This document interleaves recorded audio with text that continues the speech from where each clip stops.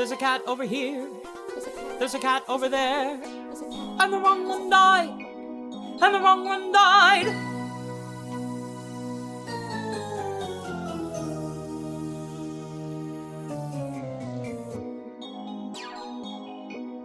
Welcome to The Wrong Cat Died, the podcast breakdown of the catastrophe. I'm your host, Mike Abrams, and today we have another amazing guest. He is a 3-time Tony Award nominee who is currently performing as the King in Only Gold at the MCC Theater here in New York. But he was the original Rum Tum Tugger in the original Broadway production of Cats. So welcome, Terrence Mann, and thank you for joining me. Thanks, man. Nice to be here. I'm excited to have you on. I know I've always kind of jokingly put Tugger as my answer for everything. So it's the name of, like, if you actually look at the actual name of my Instagram, and for a long time I had it as my email name. So fan of your character. And I love talking to the original Broadway cast because my first question is always just, what was your experience with the show before? As I talk to everyone on tour and everyone who's doing it now, because it's been on for so long. But as someone who helped originate the role, you created a lot of this stuff. So I love to go back to the beginning. What was that process like? What was the mindset of when you got brought this project originally? And it's like someone's like, hey, you're going to dress up as a cat and you're going to just basically, thrust your crotch at everybody and run around stage and be this kind of rock star. Like, did that resonate? Like, what was that like back when that happened? Because it's common, but whenever it started, it had to be kind of a bizarre thing to get asked about. Well, it was in the beginning. People had seen the London production. Some people that were I was in shows with, and they had come back and they had said, "Wow, I saw this show over in London called Cats." And I went, "What do you mean Cats?" He said, "Well, it's based on." It's based on book poetry by T.S. Eliot. And I went, wow. And then they explained it, and you still kind of didn't understand it, but that you walk into the theater and that all of the set was like cat size. So you were reduced to being the size of a cat. So the whole environmental experience of it, number one, was kind of new to I think, Broadway anyway. And then, like auditioning for it, that was a whole nother thing. I make a very long story short. I couldn't get an audition for Cats in New York. And so I flew to London and through some friends over there, talked my way into an audition while they were doing a put-in rehearsal for some new cats in the show. And I saw the show the night before my audition, which was like, I think, April the 6th, 1982, I think. Yeah, because we opened in September 7th, 1982. So I went in and basically did the audition, and I talked my way into it, got into the auditioned for Gillian Lynn, had seen the show, so I knew what it was. And it was just, at that time, it was, to coin a cat phrase, magical. I mean, it was just unbelievable. It was so surreal, and trippy, Yeah. And then you got all this choreography and this kind of pop rock music. It's Andrew Lloyd Webber. So, I come back to the States. I hear back. I got the job. And then, we start to do the rehearsals. And about the time we started to do rehearsals, they were releasing tickets to the for the theater at the Winter Garden. And I think the initial, when people bought those tickets, it was like a $5 million advance in 1982, which today would have been like, I don't know, $20-30 million advance. So my first thought, was like, wow, I'm going to have a job for a couple of years, which no actor ever thinks that about a show. You knew it was going to be a juggernaut. You knew whether or not the critics liked it. It was going to be a hit with the audience. So that was the first blush of what was going on. And then we get into the room with Trevor Nunn and with Gillian Lynn, and literally everybody we talk about cats, and you start crawling around and, trying to act like a cat. And a lot of people went out and bought little kitties. And, so everybody was doing their due diligence, and trying to, become their characters. There was I had kind of bad knees at the time, so getting down and crawling around a lot was difficult. So I don't know if you noticed it or not, but when me and the Harry Groener, who played Monkey Strap, we did a lot of standing on the stage rather than kneeling and crawling around, because we both had knee problems. Wow. That was which I liked. I liked standing up. Standing up is better than crawling around. So I love that. So you didn't even get called in for the story. You actually flew over, and the night before you saw the show, and then you did your audition the next day. Did you audition directly for Tugger after having seen Tugger the night before? Yeah, I went right in the next day to audition for Gillian Lynn, and she was doing a put-in rehearsal for some new cats. So I went to the New London Theater where I'd seen it the night before, and got in, like I said, through some friends of mine who helped me get in the door, literally. And it's funny. She said, I went in and I said, I'm here to audition for cats. And she said, oh, all right, darling. I said, if your pianist is around, rehearsal pianist is around, I'll just do my song real quick and get out of your hair. And she went, well, he's gone around the corner to the pub for lunch. So I said, oh my gosh. So I said, well, I can play for myself. So I played this rock and roll song by Elton John called Take Me to the Pilot. And she went, oh, okay, I'll see you at the callbacks.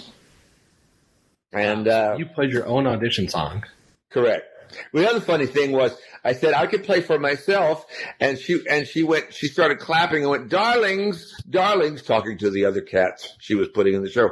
We're going to be entertained by an American. And so I sat down on the piano and played that song, and then got back, and then I didn't hear anything for a while, and then not that long. No, maybe a week or two, and then found out I had an audition for the final callback in the States. And it was on my birthday, July 1st, and I found that day I got this job. So you found out on your birthday? Yeah. Yeah. Wow, what a present. What a birthday present, too. I know. Originate the role. So now walk me a little bit through that rehearsal process. So obviously I know I've heard some the legend stories of it. I know there's even a book about it and all kinds of stuff about that process of basically, recreating this show. So I know you said you had bad knees, so you weren't crawling around, but how did they explain it to you the first time? Because now there's a lot of lore behind it of there's enough content out there that you can kind of understand a little bit of the backstory of the cats if you're going to go perform. But for you, you're basically going off of what Trevor, Andrew Lloyd Webber, and Gillian Lynn are telling you. So what was that storytelling like? How much information did they give you on the backstory? Well, Trevor Nunn, really wanted to create a sense of ensemble, as he does with all of his companies. I mean, I think at the time he was still with the RSC, so it was all about creating this ensemble, this energy, this feeling, this synergy of fear and anxiety, but also celebration, because the story they're saying was, hey, look, we all come together one night, we read the poems, and what you got out of that, and the way they explained it simply was, you're all here to celebrate one cat who deserves to go to the Heaviside Layer. And then things happen throughout the evening, and people get up and tell stories about, the Peaks and the Pollicles and the Rumpus Cat and all that. And we get up and tell those stories, that folklore, that history of the lives of cats to generate remembering the power and the history of what cats do for civilization. It was very, very Shakespearean, if you will. I mean, it was big feelings with big emotions and very high stakes, and that that's, because you're hanging all of this stuff on these children's poems. So our performances had to be, number one, a collective where we were all on the same page at the same time, all the time, emotionally and storytelling wise, whatever chapter we were in as the evening went on. So that was the big thing that Trevor kept trying to impart. Jillian was there, man. She just made all of the movement, and the choreography. She created this, vocabulary of what different movements were for each of the numbers and stuff, which I can't remember because I didn't do that much dancing, but yeah, that was our acting class about it, other than crawling around like cats and getting a feel for it. Yeah, besides becoming a cat, you kind of have. It's really interesting to hear you say that, because now it seems like when they do the backstories and the production of like the rehearsals, it's a lot more of like, okay, here's this relation to that, and yours was a lot more Shakespearean, theatrical, big picture, and then kind of probably narrowing it in. Did they narrow down for you of like, hey, here's what Tugger's about, like here's his story? Yeah, Trevor Nunn just came up to me one day. He's a man of very few words, but when he does speak, and he speaks softly, it's always important and it's always spot on with regard to what he's asking you to do. I remember one day he came up to me when we were kind of working the number, and I'd seen the show the night before, so I knew that, Tugger was mischievous, and he was out there to kind of, he was a kind of a tiger cat, and he was running around. He was always, getting into trouble and trying to make everybody laugh. And he was the cut up, like the jester almost but he was also a serious cat, because he was like, he really took seriously ultimately the who was going to the heavy side layer. He was like, I would say he was like a bodyguard maybe at some point, but Trevor came up to me at one point and said, the Tugger has this sense of méchant. And I went, oh, that's French, right? He said, yes, look it up. So I went and looked up the word French. I looked méchant, and it means just mysterious and mystical and like like unpredictable. And that's what I kind of hung the performance up. I also, my image was for a Mick Jagger kind of guy. And yeah. Yeah, I think that's so interesting, because it's like, from what I've heard, it's Tugger's, it's such a dance heavy show with very clear and incredible choreography in any production. Your production, the one Andy Blankenbuehler did, it seems like Tugger's the one character where you're given a little bit of freedom.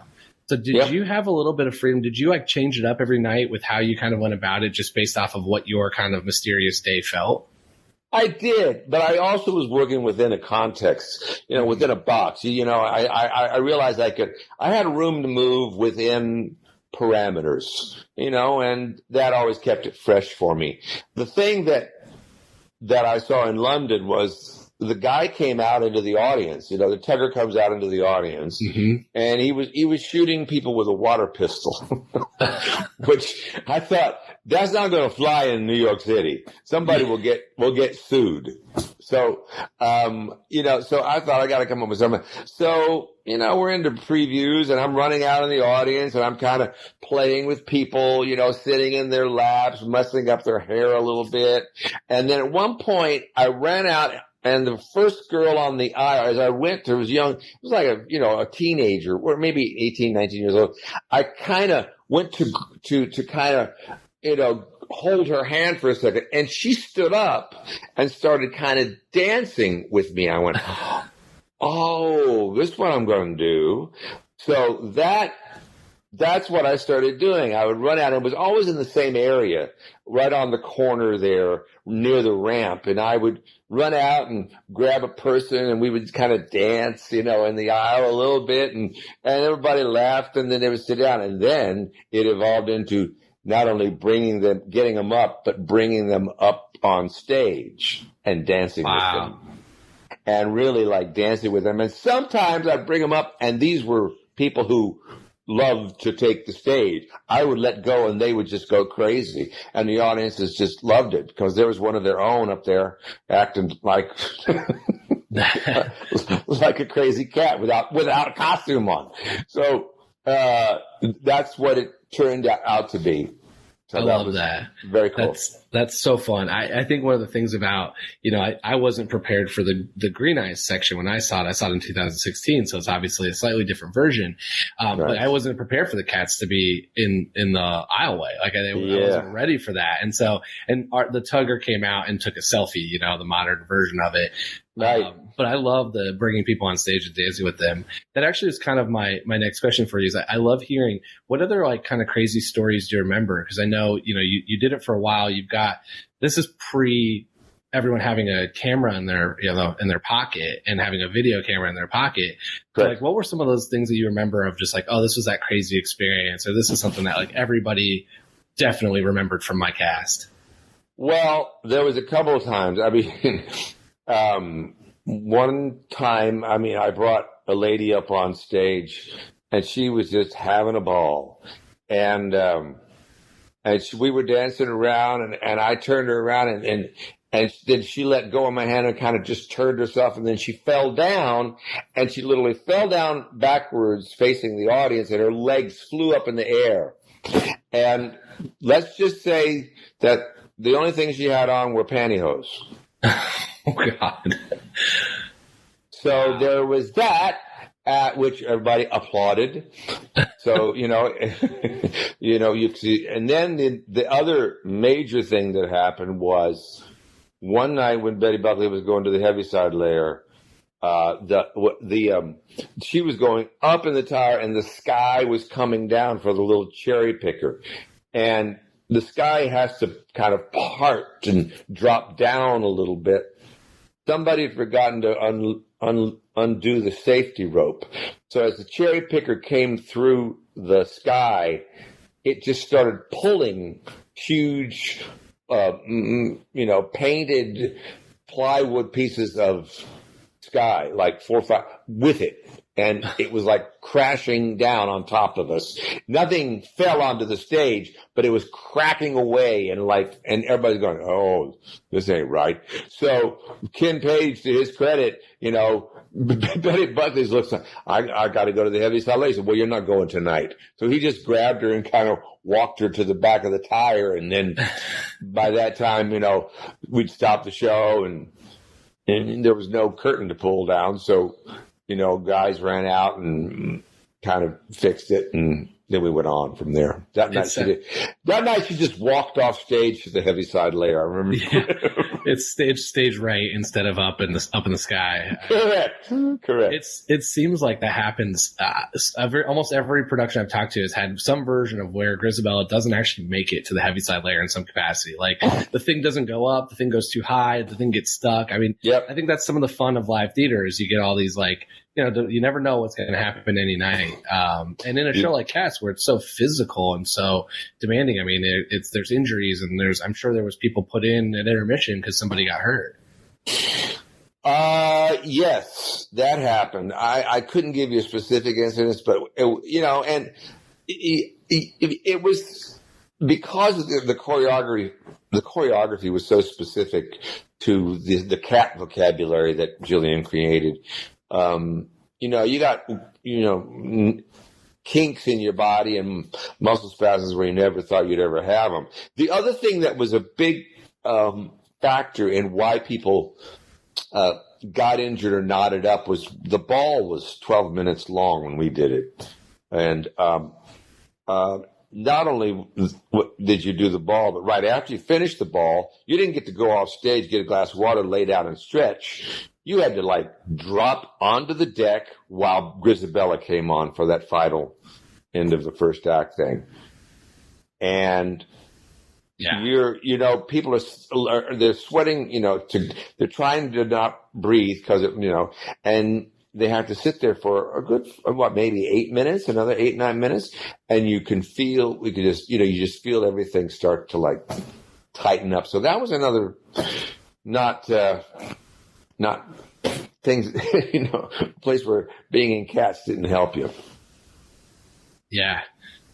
I want to hear a little bit about if you were talking, like, when you did this, did you talk at all about like the relationships between the cats? Because there's a pretty deep rumor mill about you and Mr. Mistopheles, Tugger Mistopheles, and it's pretty much all of the fan fiction that's written out there is about it. So what was kind of told to you, in the original productions of here's what these two cats are? Are they together? Are they brothers? Are they, lovers? Are they like, what is that relationship? That is, although that's pretty exciting, grist for the mill kind of, backstory for Tugger and Mistopheles. The only thing I was ever told was that, Mistopheles is this magical, super magical cat. And he's coming tonight, he's coming to pick her, be part of picking, the one who's going to go to the Heaviside Lair. And Tugger's always been the one to introduce him, that's all. It's so fascinating because that's all you're given when you did this and in the beginning of the show. And then, now 40 years later, there is thousands of fan fiction, or just a lot of pictures, a lot of stuff about the two of them together that people have made up their own stories that, everything besides the one night of the ball that you all perform, it's like, here's everything we think about, which is because there's a lot of questions too about the relationship with Tugger and Bomb Ballerina, and is Grisabella Tugger's mother? Is Old Deuteronomy the father? Like, there's a lot of unanswered questions. So I love hearing like how much comes into it in the beginning versus how much is fan theory came up at the end. Well, I love that fans who, and I'm assuming most of these people have seen the show, whether they saw the revival, whether they saw the original show, or whether they saw a national production of it. I love that they got that kind of a depth of relationship and, and fantasy from it. If that's what they got from it, that's fantastic, because it just fleshes out, and makes much more richer your experience with those characters. Completely. I mean, and I think that there's a lot of the lore lives on because there's, the 1998 movie was a lot of people my age and currently on tour and currently on Broadway. It was a lot of their introduction to theater was around that time. And so that's like a very, key part of their learning was that VHS tape. Like it's that moment. Then there was the 2016 revival. And then, obviously the 2019 movie is a very different take on it. Ooh, yeah. Different podcast. We're not getting there. But that's where there is just so many productions. It's touring. It's on a Royal Caribbean cruise. It's overseas in Vienna. There's so many versions that there's a lot of options and places to see it, that there is a lot of people and it's a vague plot. So people do fill in the blanks with what they see and what they feel, which is, I think why it's still, is still so successful all these years later. Yeah. Yeah. Well, it's fantastical. And, I just always remember when I saw the show, I walked into it and I was transported theatrically, to a place I'd never been before either as an actor or as an audience member. I just went, wow, there is so much, life here that is at cat level, and there's so many nuances of what they do and why they do it and how they do it and why they're here and you get cats really do run the world. They're the ones that really they influence everybody's choices. That's what you were getting. They are the universal reason we exist on Earth. It was phenomenal like that. And so little kids coming back in the 80s or the 90s, whatever, sitting there, it allowed your imagination to run wild with what they didn't tell you. You know, like you said, you could just fill in the blank. But what you did get was left a huge imprint. Mm-hmm. Yeah, I mean, it's one of those shows that, you know, I think about spin-offs in TV, that you could spin off so many of these characters into these wild stories that would have enough, you know, to go off of. And it's kind of a unique piece of that, because you only get, in some cases, a song, or in some cases not even a song. And you just have to kind of see where they're staged and what their reactions are. So it's why it's so successful so many years later, is there's so much there, and there's usually something for everybody. Mm-hmm. True. We're going to take a quick break, and then we'll be back for more of The Wrong Cat Died. I do want to talk a little bit about Only Gold, because I am excited. It's coming to New York, so I hope everyone who is in New York is going to be able to see it. But there's a lot of Cats ties to it with Andy Blankenbuehler. I also know that I saw Tyler Haynes is in it. He was in 2016. Yeah. But tell me a little bit about this show. I know it's new, and it hasn't, you know, as we're recording this, it hasn't started yet. So I was able to read a little bit about it, but it sounds kind of fascinating. What can the audience expect when they come see it? Well, it's been Andy's brainchild for about 10 years. And it was the story that I got from him was it's loosely based on this, in the 1920s, this king of this country went to Paris to arrange his daughter's wedding, to find the count and the monarch of another country, so that's what you did back in those days. You know, your daughter married the son of this country, so you always had a good political relationship between the countries, and it was, you know, and then you fall in love later afterwards. So that was kind of the thrust of it. But the story, the emotional story, is about sort of the three phases of love, which is young love, and the daughter actually, you know, falls in love with somebody else in Paris. That middle-aged love where you've been together and you're questioning things now. Are we supposed to be together? Should we stay together? And some of those choices and decisions are made, you know, are painful, and some of them, you know, you get to the other side of it. And then it's with older love, when you've been together those 30, 40 years, which is the king and the queen. And it really examines those three aspects of life and love.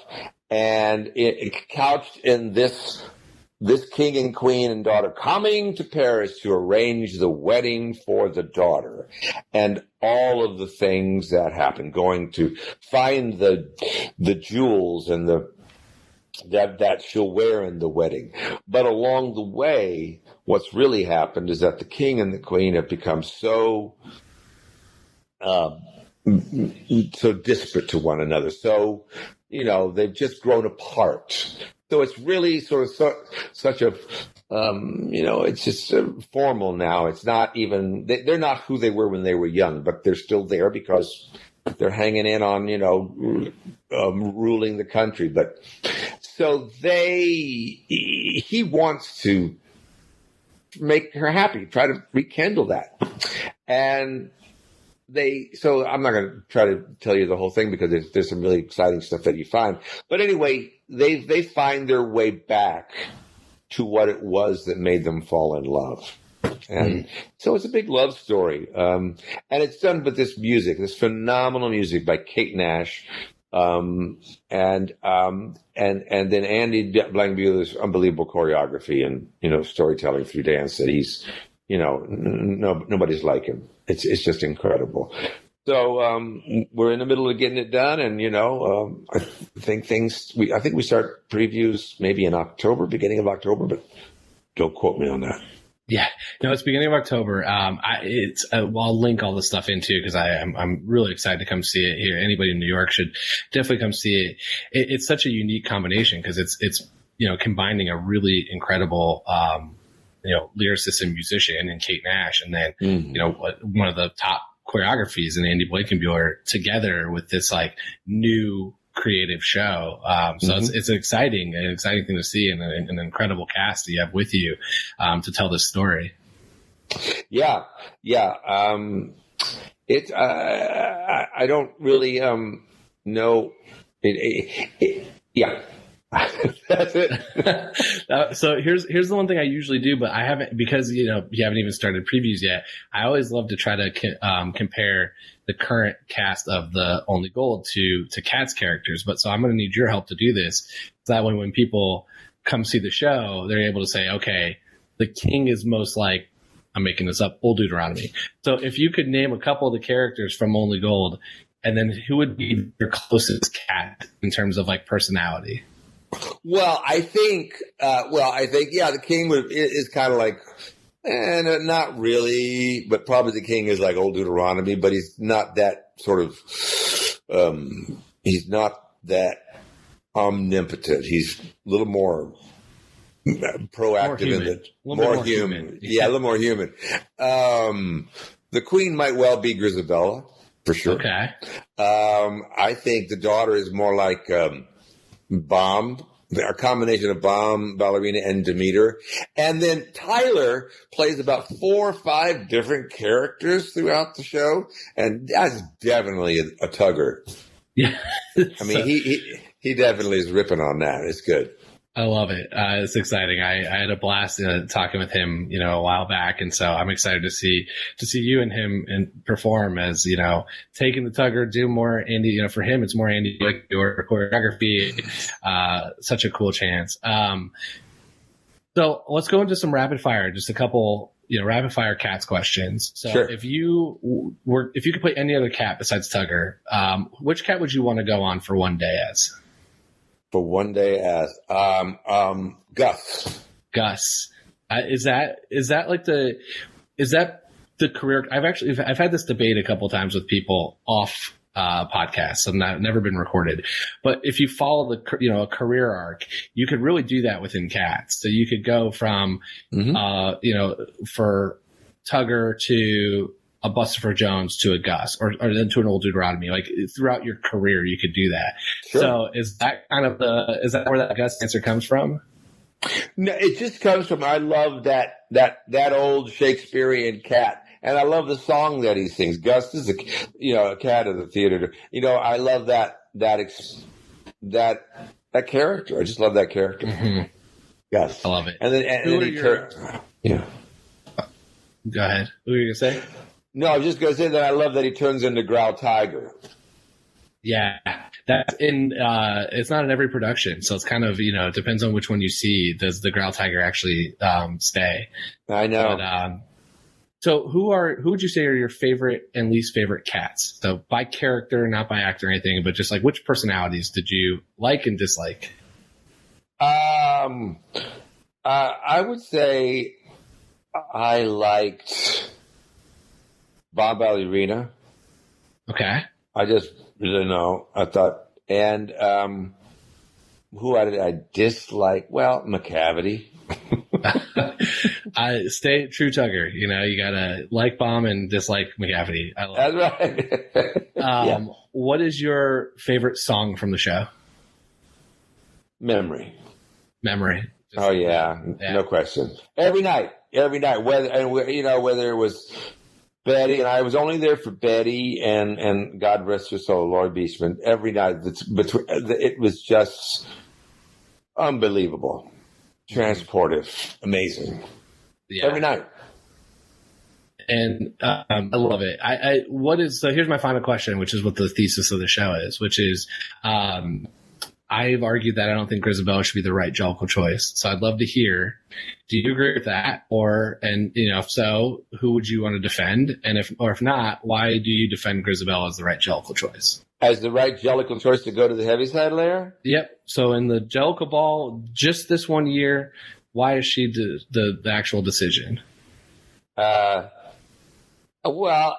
I don't know. I have to support Grisabella because for no reason, it seems, everybody hates her. What did she do to them?